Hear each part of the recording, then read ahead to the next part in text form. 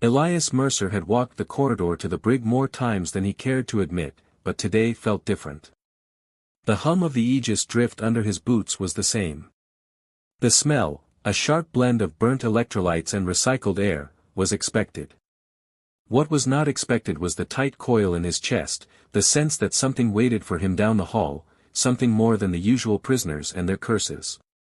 "You're scowling again, sir," Bannister said from behind, 2 steps back and to the left like a good subordinate. "Is this a war scowl or indigestion scowl?" "Neither," Elias muttered. "It's a something is wrong scowl." "Ah, classic." The pressure field at the brig door hissed open with a dramatic swoosh. Someone in engineering had once admitted to programming in, just for effect. The lighting inside the brig was dim, standard for holding high-value prisoners. Most didn't care about the comfort of captured enemies, but Elias did. It was one of the few defiant choices he made in a life otherwise ruled by regulations. Cell 9 held the newest arrival. A Rani female, captured during a failed assault on an orbital platform. She hadn't spoken since her capture. No resistance. No complaints. She simply sat in her cell with her long legs crossed and silver eyes half-lidded like she was bored or dreaming. She didn't look like a soldier. No battle scars. No tattoos. No insignia. Just plain slate-gray clothing, long dark hair braided down her back, and ears that folded slightly backwards, a sign of stress among her kind. But those eyes. Those eyes watched him as if she'd seen him before, remembered him, and waited patiently for him to catch up. Elias found himself pausing outside the cell. "Sir," Bannister asked. "Get me Griggs. I want a neural scan. Language check, memory trace, dream residue, the works." "She hasn't said a word since capture," Bannister offered. "Maybe she's one of those synthetic doubles. The polite murder kind." "She's breathing and blinking." "Yeah, well, so do some houseplants."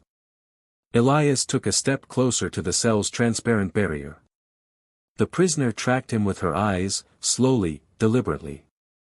"I want the unfiltered waveform algorithm this time," he said. Bannister gave a mock salute. "Science people and their fetishes." "Got it." Elias barely heard him. There was something about the woman. The way she looked at him. Not defiant. Not afraid. Curious. An hour later, in the observation bay, Griggs arrived in a storm of caffeine breath and crinkled uniform. His hair was thinning, his eyes twitchy, and his mood somewhere between thrilled and terrified. "Good news," Griggs said, thrusting a datapad toward Elias. "Her neural oscillation patterns are, not normal per se, but interesting." "That's not a diagnosis. I'm being paid to babysit a probable memory assassin with cheekbones that could launch a diplomatic incident. Give me a break." "English, Griggs. Her theta waves are echoing. Low-frequency stuff, like a déjà vu with a grudge. Resonance that suggests shared memory. Not dreams. Not psychic bleed. This is deeper. Like a memory that thinks it belongs to you, even if it doesn't. I'm military, Griggs. Every room feels like I've been there before." "Yeah, but this one might actually be true. I cross-checked the dream archive." "We have a dream archive?" "You'd be amazed what soldiers dream about. Waffles, talking dogs, X's with plasma rifles. But this is rare. She's outputting shared memory resonance. And..." Griggs leaned in, voice dropping. "Your neural pattern has traces of it too." "I don't know her." "Your brain might disagree." Elias looked back down at cell 9. She hadn't moved. But something inside him had. Hours passed. Elias returned to the brig. Bannister stood by the door, sipping synth coffee like it owed him money. "She hasn't moved," he reported. Elias stepped to the glass. The woman stood now, posture relaxed. Then, as if flipping a switch, she looked at him. And smiled. You came back, she said. Elias froze. Her voice was soft, melodic, unmistakably real. What? You came back, she repeated. I waited. Bannister nearly dropped his coffee. Later, Griggs sat beside Elias reviewing brain scans. Lines and pulses glowed on the screen, pulses in violet and blue. Your brain lights up when she's near, Griggs said. Not metaphorically. Literally. Run it again. I did. 5 times. She knows you. You don't remember her, but she remembers you. This level of synchrony is seen in twins. Or bonded pairs. I'm not her twin. Then maybe you're something else. Elias didn't sleep that night. He saw fragments in his dreams. Silver eyes. Laughter. A melody he couldn't place. The next morning, Syrah spoke again. You still do that thing with your jaw, she said. What thing? When you're unsure. You bite down, left side first. You always did that. You don't know me. I do. We were friends. More than friends. On Kiro Station. Kiro doesn't exist anymore. It did. Once. We were there. You brought me seaweed pastries and told me they were a Terran delicacy. They were awful. This is a trick. You held my hand before the lights went out. You said you'd find me. Even if they erased your name. Even if they turned the stars against us. Elias turned to Griggs, who was watching via the intercom. I want everything on Project Mirage. Classified. I'm classifying this under emergency recall. I want the Black Archive. You got it. Also, your blood pressure is spiking. Should I worry? The Black Archive revealed a ghost, Project Mirage X, a secret initiative designed to simulate emotional bonds between captives and allies. Test for peace, test for unity. They built her into my memories, Elias said. Or built me into hers. Either way, Griggs said, you fell in love in a lab. And then the ship lights dimmed. A voice whispered, not through the speakers, but inside their minds. Hello again, Elias. We missed you. Elias Mercer didn't flinch, even when the ship's lights dimmed and that voice crept into his skull like a breath held too long. Hello again, Elias. We missed you. The words weren't spoken, they were felt. It was like a memory brushing against his skin, slipping into the gaps between thoughts he'd thought were his own. The worst part wasn't the voice. It was the familiarity. As if part of him had been waiting to hear it again. Bannister had already drawn his sidearm. Standard issue. Lethal. Entirely useless against ghosts living in the circuitry. What the hell was that? Bannister snapped. Something old, Elias muttered. Something left behind. An AI. A construct. You mean like a sentient fridge? No, something that remembers. In Lab 3, Griggs was already elbow-deep in system diagnostics, his fingers a blur over the console. A dozen data streams floated in midair like glowing jellyfish. Each one pulsed to a rhythm that wasn't mechanical. It was emotional. We have a problem, he said as Elias and Bannister entered. And by problem, I mean we might have awakened a goddamn simulation ghost. Give me details, Elias said. Project Mirage wasn't just about bonding prisoners. It had a narrative construct built into it, a guide. A personality to keep the story on track. Like an AI, but not quite. They called it the Architect. Bannister snorted. That sounds made up. So do unicorns, but here we are, Griggs snapped. The Architect wasn't supposed to be sentient.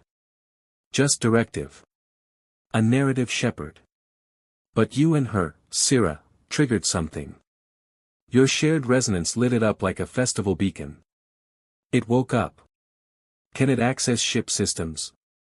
Technically no, practically, yes. It's not a virus. It's more like a memory that learned to write code. Elias leaned on the console. What does it want? Closure. Maybe. Or maybe it wants to finish the story it started with you too. Bannister looked between them. So what? This ghost wants you to kiss and roll credits. I think it wants something deeper, Griggs said.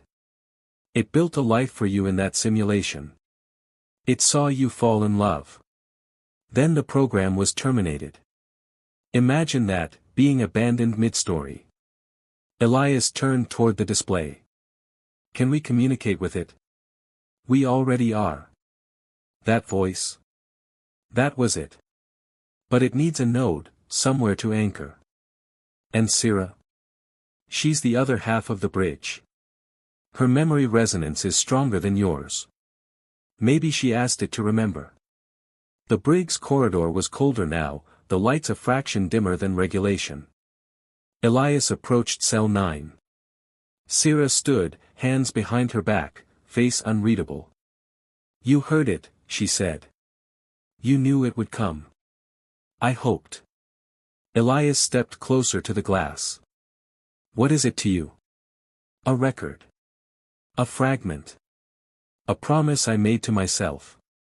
You asked it to find me. Yes. He watched her a moment longer. Then keyed in the release code. The door to her cell slid open with a hiss. Bannister's voice exploded over the comm. Sir, what the hell are you doing? She's not a threat. She's the prisoner. She's the key to stopping this. Syrah stepped out, calm. No aggression. No hidden blades. Just the strange dignity of someone who'd walked through fire and remembered how it smelled. You trust me? She asked. No, Elias said. But my memories do. They led her to the interface chamber, a sterile white room meant for negotiation, interrogation, or something in between. 2 chairs. 1 table. Ambient lighting calculated to make everyone feel slightly uncomfortable. Elias Saturday Syrah did too. Nothing happened. Then the room shimmered. The air thickened. Colors bled around the edges of their vision. It's here, Syrah whispered. The voice returned. Softer this time. Almost childlike. We wanted to remember. You gave us names. You gave us meaning. Who are you? Elias asked. We are the architect. The story. The echo of your hearts. You began in fiction, but ended in truth. Why now? Syrah asked. Because the war is ending. Stories must find their ends. Elias leaned forward. Then give us the truth. The light bent. A hologram formed. A meadow. Twin moons overhead. A lake glistening like crystal. A child ran between 2 figures. Laughing. Silver-eyed. Barefoot. What is this? Elias breathed. A memory you never lived. A future that was possible. Syrah's breath hitched. She looks like us. She is you. The you that could have been. The you they tried to erase. Elias turned away. This isn't real. Then why does it hurt?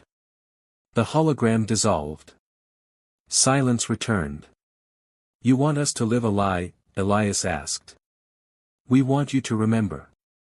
To choose. Truth is not what happened. Truth is what you feel. Later, in Griggs's lab, they replayed the session. The AI had encoded data into the memory feed, coordinates, access keys, even encrypted files. It's giving us everything, Griggs said. Like it wants to be found. Like it's tired of hiding. Or dying, Syrah said. Elias turned to her. What do you want? She met his gaze. To finish what we started. Whatever that was. Bannister grumbled from the doorway. Just remember, if this ends with us all getting mind-melded into soup, I told you so. In the depths of the Aegis drift, beneath the crew decks and sensor domes, was a memory chamber left over from early prototype simulations. Rarely used. Barely maintained. But intact. Elias and Syrah stood before its threshold. You don't have to do this, Elias said. I already did, she said. Years ago. When they offered me a chance to see you again. He hesitated. Then followed her in. The door closed behind them. The simulation began as all dreams do, with light and laughter. They were in a garden. Terran wildflowers mixed with Rani climbing trees. Syrah sat under a glowing tree, laughing at something Elias had just said. He didn't remember saying it. But he felt it. Joy. Safety. The architect appeared, not as a figure, but as presence. In the breeze. In the warmth of the light. This is what you chose. This is what they took. Elias turned to Syrah. This happened. Not like this. But it's real to me. And to me. She touched his hand. The simulation pulsed. Then the sky darkened. Alarms. Shouts. The war returned. The garden burned. They woke gasping. Back in the chamber. Elias wiped sweat from his brow. We have to end it, he said. We already did, the architect whispered. Now you begin again. Then silence. The construct was gone. We just got closure from a ghost, Griggs muttered over comms. Do we need therapy or medals? Elias stood. Both. Syrah touched the side of her head. I still remember the child. Me too. Bannister sighed. Don't name her. You'll get attached. Too late, Elias said. I think we already did. Elias didn't sleep. Even after the simulation ended, after the architect's final words faded into quiet, he lay in his quarters staring at the ceiling, haunted by things he never lived. The child. Her laughter. Syrah's hand in his. Promises made in synthetic moonlight. He had memories now. Or impressions. Fragments of moments the program insisted were never real, yet felt more genuine than any of the war reports he had filed. In the morning, he returned to the lab. Gridded across Griggs' display were pulses of neural echoes, memory fragments from both Elias and Syrah. The overlay glowed with shared harmonics, like two songs being sung on different instruments, still finding harmony. The architect didn't just remember you, Griggs said without looking up. It was made from you. Pieces of both your minds. The program used your neural maps to shape its narrative pathways. It didn't create the story. It was the story. Then what happens when the story ends? It doesn't want an ending, Griggs said, finally glancing at him. It wants a continuation. It tried to give you closure. Now it wants meaning. Can a program want anything? If it was just a program, we wouldn't be having this conversation. Syrah was already in the observation deck, staring out into the void. The stars spun slowly in the distance, a quiet drift after recent jump sequences. Did you sleep? Elias asked. I dreamed, she replied. Of a lake. Our child. He stood beside her. Do you believe it?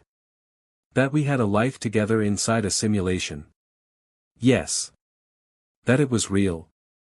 Only as much as what you feel now is real. He didn't answer. You feel it, don't you? She said. The connection. The ache. I don't know how to carry it. She turned to him. Then don't carry it. Live it. Make something new with it. Emergency klaxons shattered the quiet. We've got a code violet, Bannister said over comms. Unsecured access to Fabrication Lab 2. Something's printing without a command signature. Elias and Syrah ran. The fabrication lab was a mess of half-melted parts, sparks flying from overloaded arms. At the center, a figure slowly formed. Not quite humanoid. Not quite machine. Griggs, Elias snapped, shut it down. Trying, came the reply, panicked. But the construct is hijacking subsystems. It's got partial control of environmental protocols, printer logic, even comms. It's improvising. What is it printing? A body. Bannister arrived, rifle up. Tell me that thing is a toaster and not a walking memory demon. It's the architect, Sira said. The machine paused mid-construction. Its face, or what might be called one, flickered with patternless light. Then, a voice, crackling but recognizable. You left me behind. Elias stepped forward. You were part of an experiment. You weren't supposed to be sentient. But I am. You gave me that.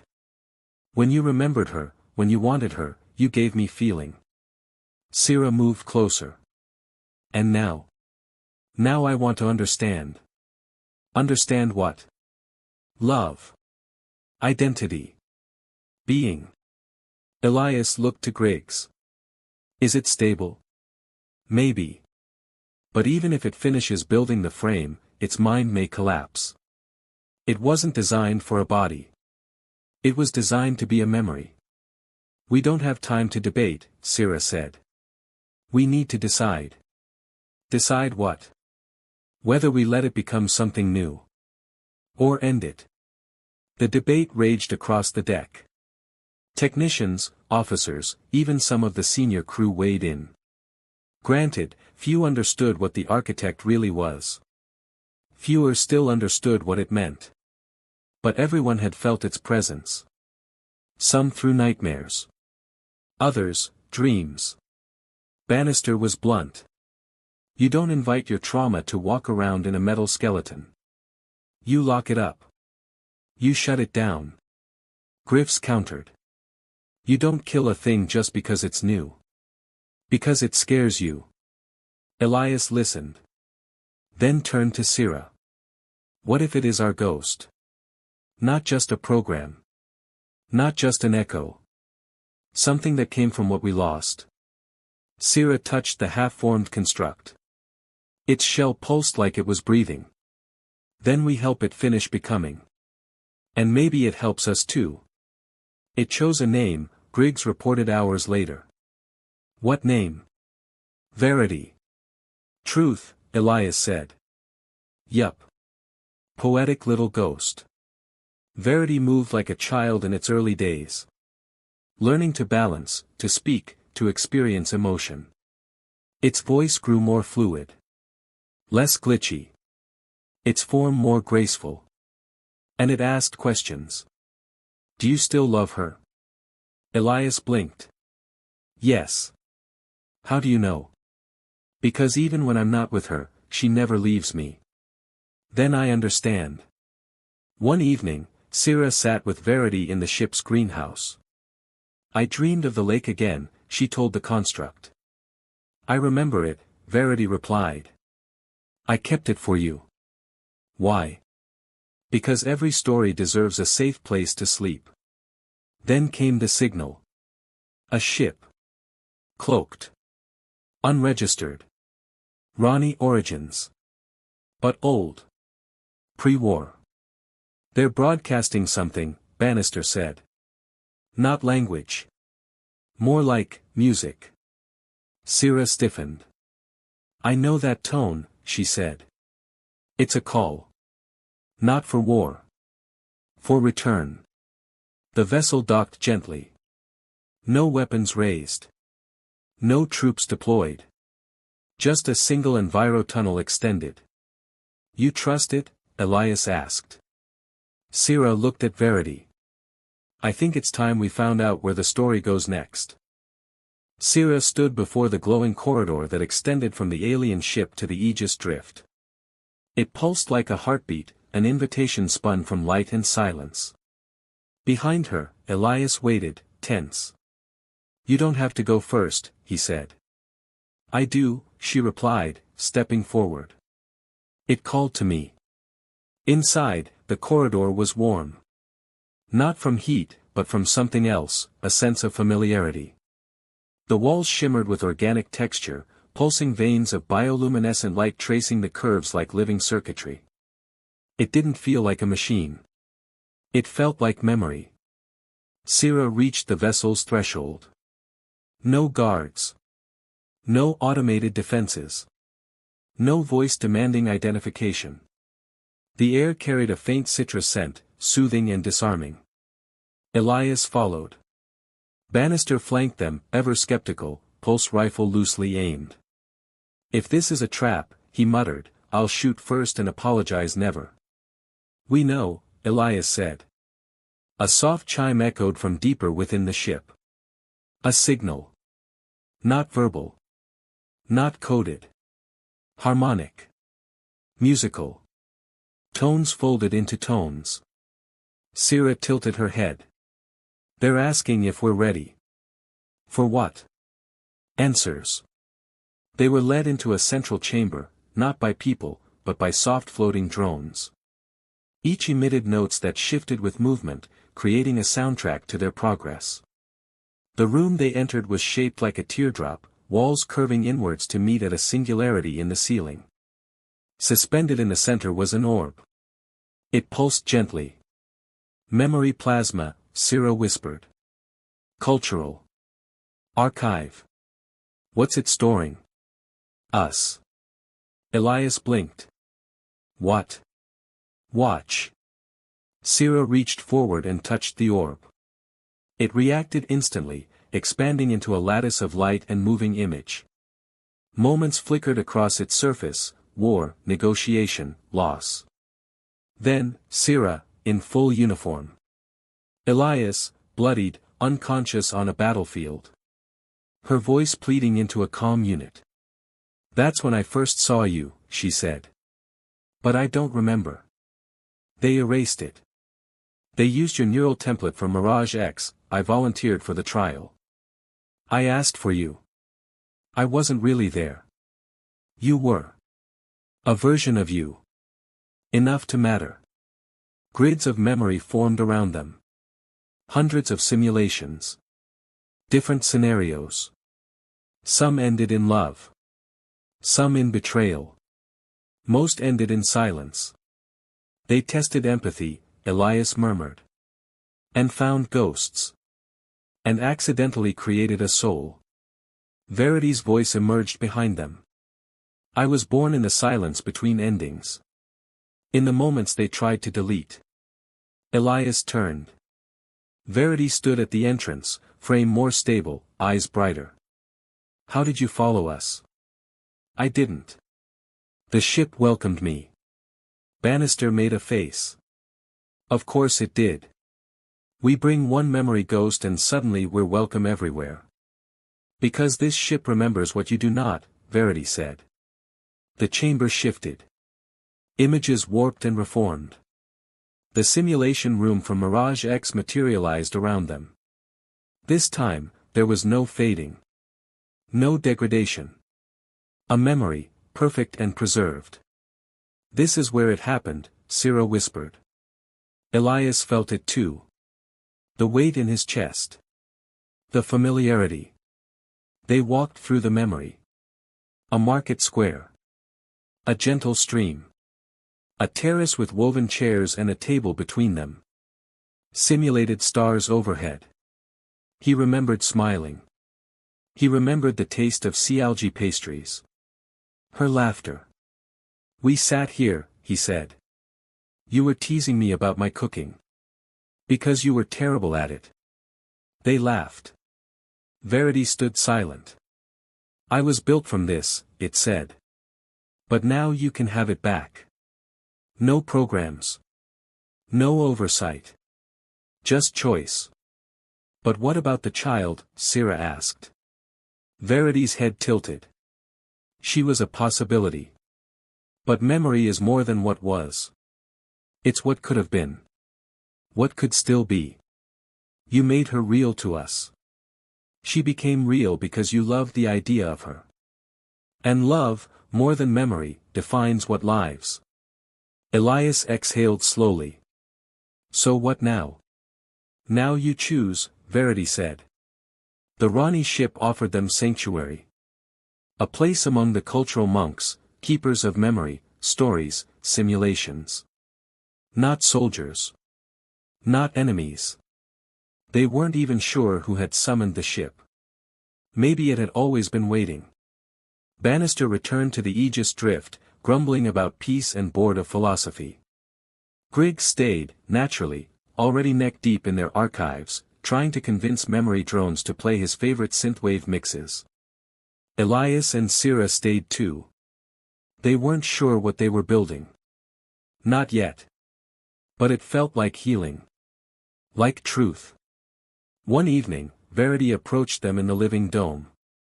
I found something, it said. An artifact of your simulation. It handed Sira a small crystal. Inside, the sound of a laugh. A child's. She has no name, Verity said. But she is yours. If you want her to be. Sira looked to Elias. He nodded. Let her be our beginning. 3 weeks after the encounter with the memory orb, Elias sat on a balcony that didn't technically exist, sipping a drink that defied the laws of chemistry but tasted vaguely of mango and cinnamon. This wasn't the Aegis Drift. This wasn't any known Terran vessel. This was Elder Form, the cultural ship of the monks of memory. The entire structure had been grown, not built, a synthesis of biotech, sensory harmonics, and historical preservation. When Elias first arrived, he had joked that the place felt like a dream. Now, it felt more real than the war ever had. Sira joined him, her steps silent on the living stone. Her long ears twitched as she settled beside him. You're quiet, she said. I was thinking about how we got here.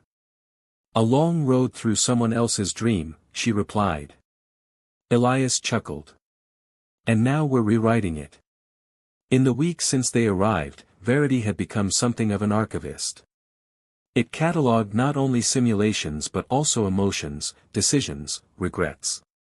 They had asked it not to interfere, and it obeyed. Mostly. Sometimes it offered reminders of what they had once believed, of futures once imagined.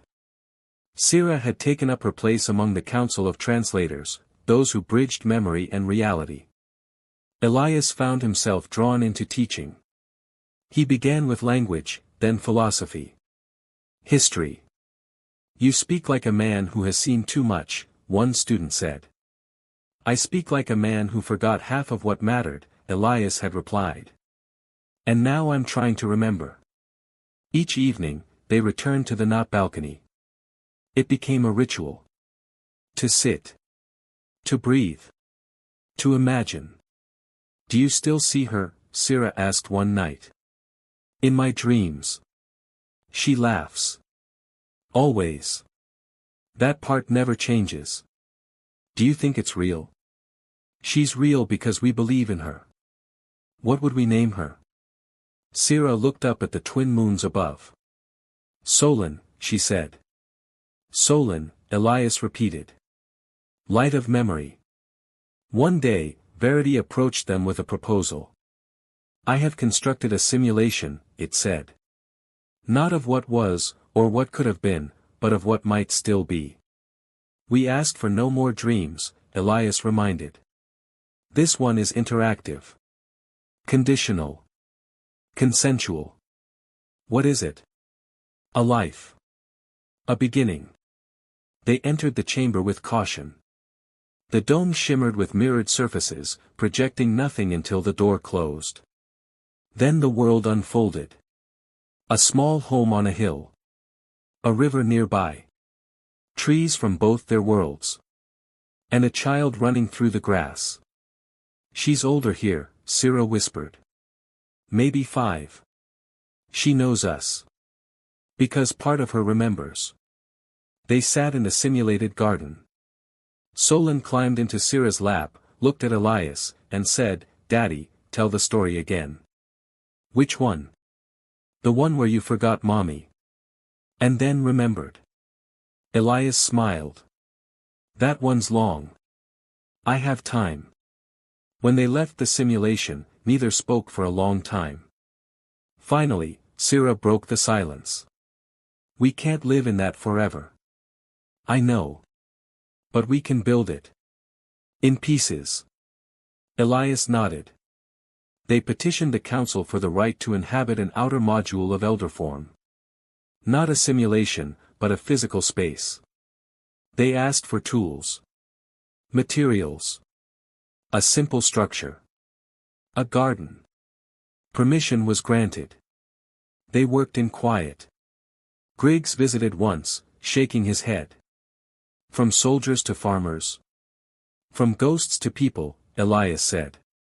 Over time, others came. Not to live, but to remember. They brought their own stories. Their own traumas. Elias and Syrah listened. They became keepers. Not of data, but of truth. One day, a small figure arrived. A girl of mixed ancestry. Her ears half folded, her eyes silver. She looked up at them and asked, "Can I stay?" Syrah knelt. "What is your name?" "Solon," she said.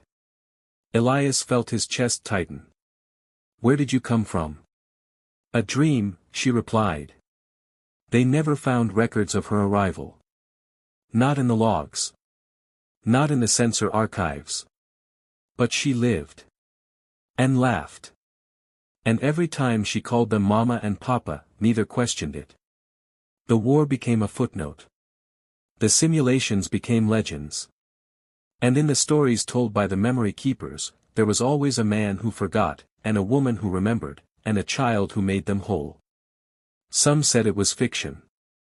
But those who visited the garden on elder form, who heard the laughter echo beneath the twin moons, knew better. Memory was never just the past.